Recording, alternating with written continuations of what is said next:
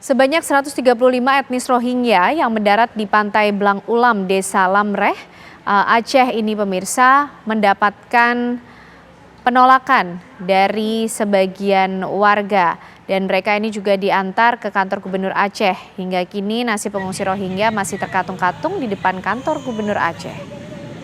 Sebanyak ratusan pengungsi Rohingya yang diantarkan oleh warga Lamreh, Krueng Raya, Aceh Besar ke kantor gubernur. Sebelumnya pemerintah berencana memindahkan para pengungsi ini ke kawasan perkemahan Pramuka yang berada di kawasan Selawah Aceh Besar. Namun pengungsi Rohingya itu kembali mendapat penolakan oleh sejumlah warga Selawah. Hingga kini pemerintah belum mendapat keputusan untuk mencari tempat penampungan para pengungsi Rohingya.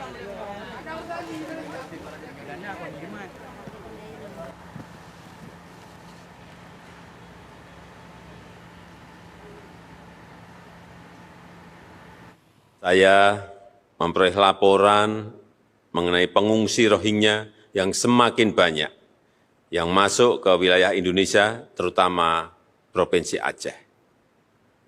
Terdapat dugaan kuat ada keterlibatan jaringan tindak pidana perdagangan orang dalam arus pengungsian ini. Pemerintah Indonesia akan menindak tegas pelaku TPPO dan bantuan kemanusiaan sementara kepada pengungsi akan diberikan dengan mengutamakan kepentingan masyarakat lokal. Pemerintah Indonesia akan terus berkoordinasi dengan organisasi internasional untuk menangani masalah ini. Terima kasih.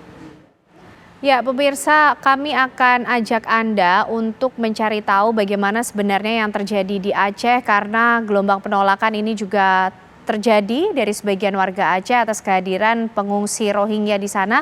Kami ajak Anda berbincang dengan Iskandar Usman Al-Faraki, Ketua Komisi 1 DPR Aceh. Assalamualaikum, selamat malam Pak Iskandar.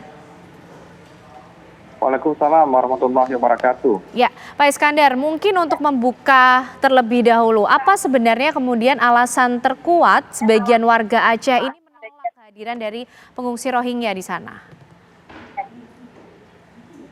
Ya, baik Mbak. Ya, pada awal-awalnya kehadiran pengungsi Rohingya di Aceh itu tidak mendapat penolakan.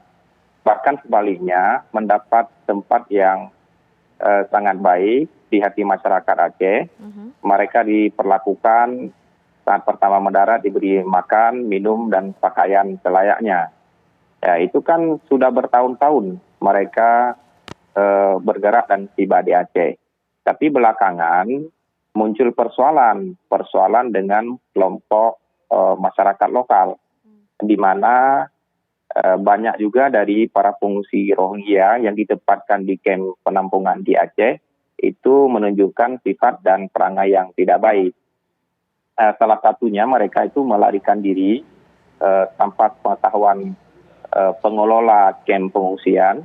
Mereka dijemput oleh pihak ketiga dengan kendaraan umum, kemudian dibawa ke Sumatera Utara yang selanjutnya di Tenggarai mereka akan masuk ke Malaysia.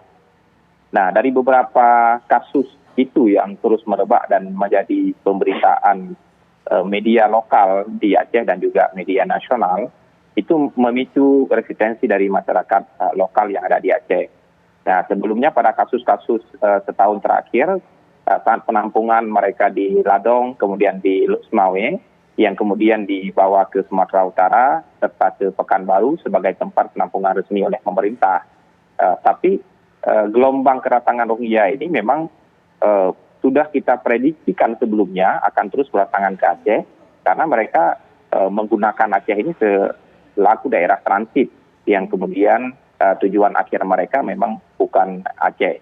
Nah, persoalan kemudian muncul teman-teman UNHCR dan IOM dalam rakor yang kita laksanakan di DPR Aceh, kita sudah ingatkan bagaimana eskalasi kedatangan pengungsi Rohingya ini, berapa kapal lagi yang dideteksi di laut waktu itu, sekitar 13 kapal. Dan hampir bergelombang 3 kapal, kemudian 3 kapal secara terpisah merapat termasuk di Birun, kemudian juga di Kabupaten Pidi, bahkan ada yang di Abdia waktu itu.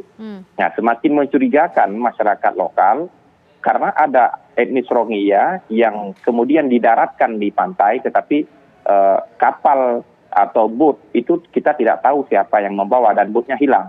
Oke, Nah, ini baik. mengindikasikan ada upaya-upaya tertentu dari orang-orang yang memanfaatkan situasi seperti yang disampaikan oleh pihak kepolisian kita dan juga Presiden Jokowi, Oke, ya. adanya keterlibatan TPPU, Ya. ya, penjualan manusia. Dan waktu itu kita sudah mendorong agar indikasi ini bisa diungkap dan tindak siapa saja yang terlibat terkait dengan perkara TPPU etnis Rohingya. Ya. Perkembangannya bagaimana Pak Iskandar? Karena ternyata keberadaan pengungsi Rohingya ini mendapat perhatian khusus betul tadi dari Presiden Joko Widodo terhadap kemudian dugaan adanya TPPO. Nah, bagaimana kemudian analisis terakhir atau temuan-temuan yang didapati di sana? Iya, ini juga menjadi pertanyaan saat dua rapat koordinasi yang dilaksanakan di DPR Aceh dan di Polda Aceh. Nah, persoalannya adalah pihak keamanan otoritas laut kita, baik itu Kamla, Angkatan Laut, dan Polairut, ya, apakah tidak mendeteksi adanya perahu-perahu asing yang mendekat di perairan Indonesia, terutama di perairan Aceh. Kita kan punya satelit, kita kan punya teknologi untuk mendeteksi itu.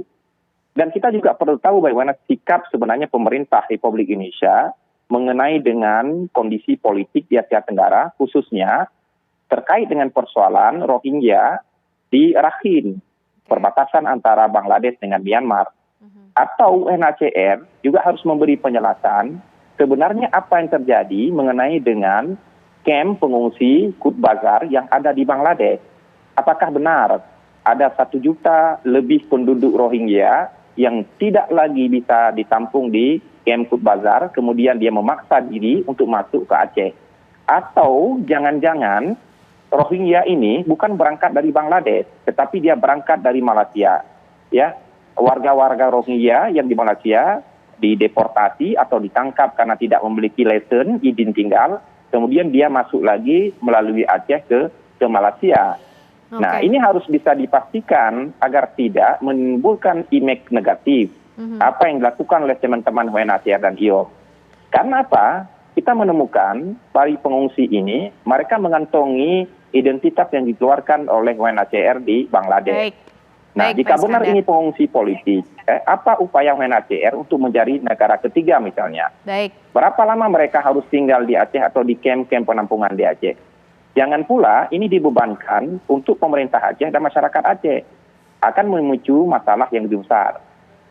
Baik Pak Iskandar, terima kasih atas informasinya sejauh ini. Kita nanti juga akan terus ikuti bagaimana kemudian penanganan dari keberadaan pengungsi Rohingya ini. Terima kasih Pak Iskandar, Assalamualaikum, selamat malam.